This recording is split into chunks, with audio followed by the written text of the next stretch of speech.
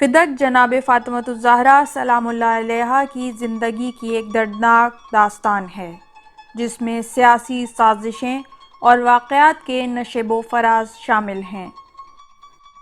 ختمی مرتبہ صلی اللہ علیہ وآلہ وسلم کی رحلت کی بعد کی تاریخ اور واقعات کو سمجھنے کے لیے بہترین کلید ہے۔ فدق کیا تھا اور کہاں تھا؟ مورخین اور ارباب لغت کے بقول فدق ایک آباد اور زرخیز علاقہ تھا جو حجاز کی سرزمین پر خیبر کے نزدیک واقع تھا۔ مدینے سے 2 یا 3 دن کا فاصلہ تھا۔ بعض لوگوں نے اس فاصلے کو 140 کلومیٹر لکھا ہے۔ اس میں جاری چشمہ تھا اور بہت سارے درخت تھے اور حجاز میں خیبر کے بعد یہودیوں کا مرکز شمار کیا جاتا تھا۔ جب رسول خدا صلی اللہ علیہ وآلہ وسلم فتح خیبر سے واپس تشریف لائے تو خداوند عالم نے فدق کے یہودیوں کے دلوں میں، جو کہ بہت سرسخت تھے، رعب و وحشت طاری کر دیا۔ انہوں نے اپنا ایک نمائندہ رسول خدا صلی اللہ علیہ وآلہ وسلم کی خدمت میں بھیجا جس نے رسول خدا سے صلح کی اور اس کے بدلے فدق کا آدھا حصہ رسول خدا کو دے دیا۔ پیغمبر اکرم صلی اللہ علیہ وآلہ وسلم نے اس کو قبول فرما لیا۔ اس طرح یہ فدق رسول خدا صلی اللہ علیہ وآلہ وسلم کی خاص ملکیت ہو گیا، کیونکہ قرآن مجید کی وضاحت کے موجب وہ چیز جو جنگ کیے بغیر مسلمانوں کو ملے وہ صرف رسول خدا صلی اللہ علیہ وآلہ وسلم کا حق ہے اور وہ بقیہ جنگی غنیمتوں کی طرح تقسیم نہیں ہوگی۔ اس طرح رسول اللہ صلی اللہ علیہ وآلہ وسلم نے فدق اپنے ہاتھوں میں لے لیا اور اس کی آمدنی محتاجوں اور غریب مسافروں پر صرف کرتے تھے۔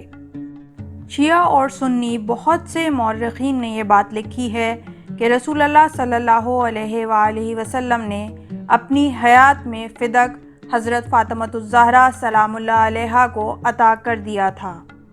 اس عطیے کو بہت سے مفسرین نے اپنی کتابوں میں لکھا ہے، جیسے کہ جلال الدین سیوطی جو اہل سنت کے مشہور و معروف مفسر ہیں۔ انہوں نے اپنی تفسیر در منصور میں وَآتِ ذَا الْقُرْبَى حَقَّهُ اور دیکھو قرابت داروں کو اس کا حق دے دو، اس آیت کی تفسیر میں ابو سعید خضری سے یہ روایت نقل کی ہے۔ جب یہ آیت نازل ہوئی جناب رسول خدا صلی اللہ علیہ وآلہ وسلم نے حضرت فاطمۃ الزہرا سلام اللہ علیہا کو بلایا اور فدق ان کو عطیہ کر دیا۔ اسی آیت کے ذیل میں اسی طرح کی روایت جناب ابن عباس سے بھی نقل ہوئی ہے۔ اس سلسلے میں بہترین دلیل نہج البلاغہ میں حضرت علی علیہ السلام کا یہ قول ہے، ہاں آسمان کے نیچے ہمارے پاس بس ایک فدق تھا، لیکن بعض لوگوں نے اس میں بخل سے کام لیا اور بعض شریفوں نے سخاوت سے کام لیتے ہوئے اس سے نظریں اٹھا لیں، اور بہترین فیصلہ کرنے والا تو خدا ہے۔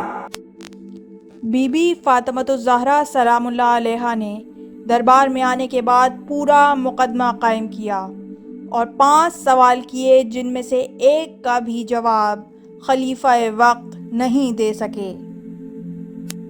کیا قرآن میں جو وراثت کی آیتیں تھیں وہ منسوخ ہو گئیں؟ تم تو اپنے باپ کی میراث پا جاؤ اور مجھے اپنے باپ کی میراث نہ ملے؟ کیا تم یہ ثابت کرنا چاہتے ہو کہ میں اپنے باپ کے مذہب پہ نہ تھی، یعنی مسلمان کا ورثہ کافر کو نہ ملے اور کافر کا ورثہ مسلمان کو نہ ملے؟ تم نے جو یہ باغ لے لیا تو کیا تم قرآن کے حکم کی نافرمانی کرنا چاہتے ہو؟ کیا تم پر کوئی ایسی آیت اتری ہے کہ جس کا علم میرے بابا کو اور میرے شوہر کو نہیں ہے؟ تمہیں معلوم ہونا چاہیے میں فاطمہ ہوں، میرے والد محمد ہیں، خدا کا درود و سلام ہو ان پر۔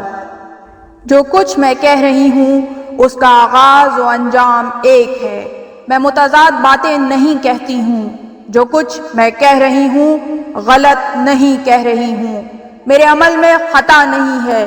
تمہارے درمیان ایک پیغمبر مبعوث ہوا جو تمہارے پاس آیا، جو پریشانیاں دیکھ کر متاثر تھا، تمہاری ہدایت کا متمنی تھا، مومنین کے لیے حد درجہ مہربان تھا۔ اگر تم ان کا نسب تلاش کرو تو تمہیں معلوم ہوگا وہ میرے والد تھے، تمہاری عورتوں کے نہیں۔ کتنا لائق فخر ہے یہ سلسلہ نسب۔ خدا کا درود و سلام ہو ان پر اور ان کے خاندان پر۔ ہاں، وہ تشریف لائے اور انہوں نے اپنی ذمہ داریوں کو بخوبی انجام دیا، لوگوں کو خطرات سے آگاہ کیا، مشرکین کے راستوں سے انحراف کیا، ان کی گردنوں کو توڑا، ان کے گلوں کو گھونٹا تاکہ وہ شرک سے دستبردار ہو جائیں اور توحید کے راستے پر آ جائیں۔ ہاں، اس وقت تم لوگ جہنم کے دہانے پر کھڑے تھے اور اتنے مختصر تھے جیسے پیاسے کے لیے ایک گھونٹ پانی یا گرسنا کے لیے بس ایک لقمہ، اور اس کے لیے آگ کا شعلہ جو اس کی طرف تیزی سے بڑھ رہا ہو۔ تم ہاتھ اور پیر سے پامال کیے جا رہے تھے۔ ان دنوں تمہارے پینے کا پانی گندا اور بدبودار تھا، تمہاری غذا درخت کے پتے تھے اور تم ذلیل و خوار تھے۔ تم ہمیشہ اس بات سے ڈرتے رہتے تھے کہ کہیں تمہارا طاقتور دشمن تم پر حملہ نہ کر دے اور تم کو نگل جائے، لیکن خداوند عالم نے محمد صلی اللہ علیہ وآلہ وسلم کے ذریعے تم کو اس ذلت اور زبوں حالی سے، اس ناتوانی سے نجات دلائی۔ انہوں نے تمہارے بہادروں سے مقابلہ کیا، عرب کے یہودی اور عیسائی جیسے بھیڑیوں کا سامنا کیا، اور انہوں نے جتنا زیادہ جنگ کی آگ کو بھڑکانا چاہا، خدا نے اس کو خاموش کیا۔ جب بھی شیطان ظاہر ہوتا تھا اور مشرکین کا فتنہ پھیلنے لگتا تھا، اس وقت میرے والد اپنے بھائی حضرت علی علیہ السلام کو ان کے مقابلے میں بھیجتے تھے اور ان کے ذریعے مشرکوں کو سرنگوں کرتے تھے، اور وہ اتنی خطرناک ذمہ داریوں سے کبھی گھبراتے نہیں تھے۔ جب بھی واپس آتے تھے دشمنوں کو پامال کر کے واپس آتے تھے، ان کے غرور کو خاک میں ملا کر واپس آتے تھے۔ اس کے بعد بی بی فاطمہ الزہرا سلام اللہ علیہا نے پیغمبر اکرم صلی اللہ علیہ وآلہ وسلم کی رحلت کے بعد وقوع پذیر ہونے والے واقعات کی طرف توجہ دلائی۔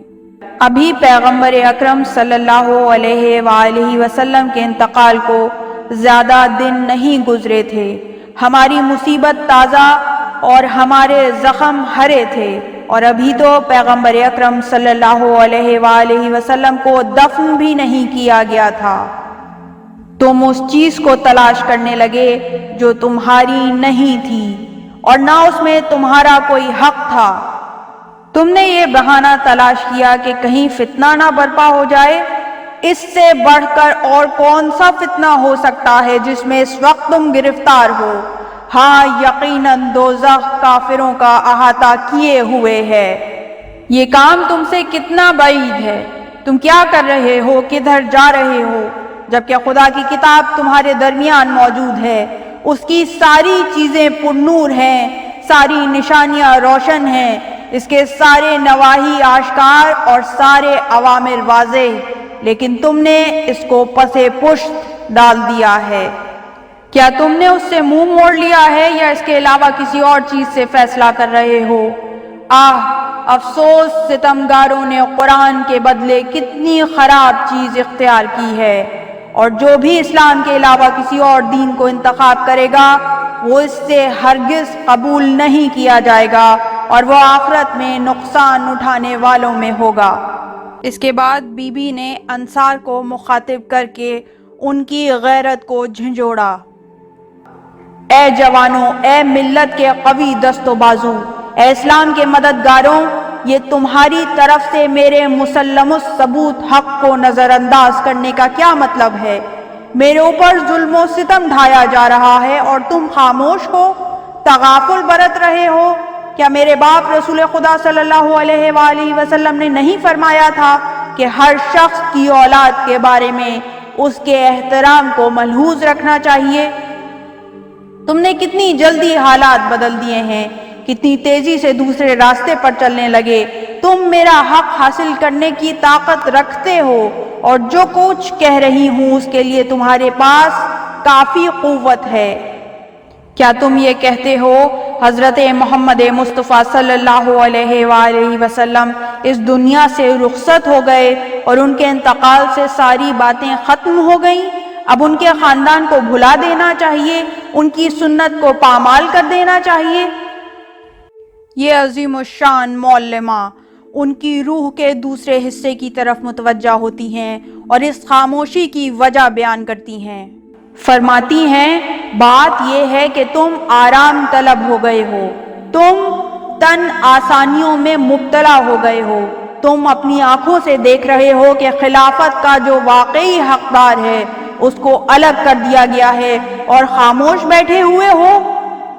جناب فاطمۃ الزہرا سلام اللہ علیہا اپنی مخصوص بصیرت سے آئندہ کے واقعات بیان کرتی ہیں۔ وہ انصار کو مخاطب کر کے ارشاد فرماتی ہیں میرا مقصد حجت تمام کرنا ہے، ورنہ مجھے تم سے کوئی امید نہیں ہے۔ جب تم خلافت کے بارے میں خاموش رہ سکتے ہو تو فدق کے سلسلے میں باطریق اولیٰ خاموش رہو گے، لیکن میری آج کی باتیں تاریخ میں محفوظ رہیں گی، آنے والے فیصلہ کریں گے۔ اس کے علاوہ میں یہ بھی چاہتی تھی کہ اپنا درد دل بیان کروں، اپنے خون جگر سے تم کو آگاہ کروں تاکہ لوگ میری دردناک داستان سے واقف ہو سکیں۔ یہ اسلام کی شیر دل خاتون ایک مرتبہ پھر مخصوص انداز میں ان کو متوجہ کرتی ہیں کہ تم یہ خیال نہ کرنا کہ یہ خاموشی، یہ آرام طلبی، یہ لا تعلقی، یہ تماشائی بنے رہنا تمہارے لیے اچھا ہے اور تمہارے فائدے میں ہے۔ تم اس دنیا میں اس کا تلخ مزہ چکھو گے جب تم پر بنی امیہ اور بنی عباس جیسے ظالم اور ستمگر افراد حکومت کریں گے۔ وہ نہ تمہاری نسلوں پر رحم کریں گے اور نہ اسلام و قرآن کا کوئی لحاظ کریں گے۔ اس کے علاوہ خداوند عالم کی عظیم عدالت میں اس کا کفارہ بھی ادا کرنا ہوگا۔ اور یہ کہہ کر دربار سے نکلی کہ لے جاؤ اس زخمی ناقے کو، یہ خلافت کا زخمی ناقہ قیامت تک زخمی رہے گا۔